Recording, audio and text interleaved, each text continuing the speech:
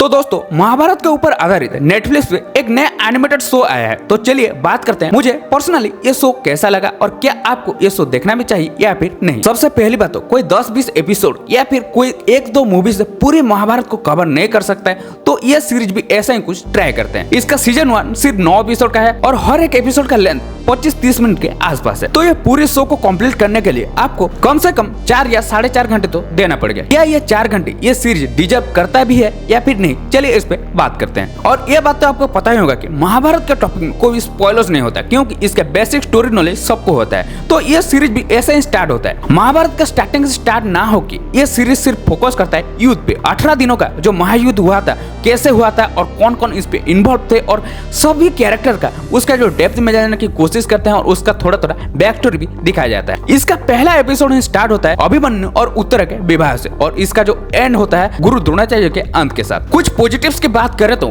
Animations और visuals बहुत ही grand और सिनेमैटिक लगते हैं और गुलजार साहब का जो नरेशन होता है वो थोड़ा अलग फील होता है। लेकिन नेशनल महाभारत यानी कि पुराने महाभारत टीवी सीरीज सीरियल्स या आप कहीं भी देखे होंगे, महाभारत के बारे में सुने देखे होंगे, तो वैसा तो फील नहीं देगा, फिर भी ठीक है। वॉइस डबिंग बहुत ही अच्छी की गई है, लेकिन स्टार्टिंग में थोड़ा कंफ्यूजन हो सकता है जिसने महाभारत पढ़ी या देखी नहीं होगी। शोज का स्केल बहुत ही बड़ा है और इसका जो प्रेजेंटेशन है बहुत ही मॉडर्न और स्टाइलिश तरीके से किया गया है। लेकिन पॉजिटिव से ज्यादा तो नेगेटिव ही भरे हैं इस सीरीज में। यह सीरीज आपको आधी अधूरी लगेगी, क्योंकि इस सीरीज में बहुत सारे कैरेक्टर्स को दिखाया नहीं गया, उनका स्टोरी ही काट दिया गया। उसके अलावा स्टोरी थोड़ी आपको स्लो भी फील करा सकता है, क्योंकि इसका पेसिंग थोड़ा उतना टाइट नहीं है। मेनली इसका इमोशनल एंगल, कोई भी एक कैरेक्टर को देख के आपको इतना इमोशनल फील नहीं होगा। उसका जो फेशियल एक्सप्रेशन है हो तो बताओ ही मत। और हर एक कैरेक्टर एक तरह से नजर आते हैं, मतलब कि आप पहचान नहीं पाओगे कौन सा कैरेक्टर कौन है। ये अर्जुन है, ये कर्ण है, ये दुर्योधन है या फिर ये युधिष्ठिर है, आप पहचान नहीं पाओगे। लेकिन इसका एक अच्छी बात यह है कि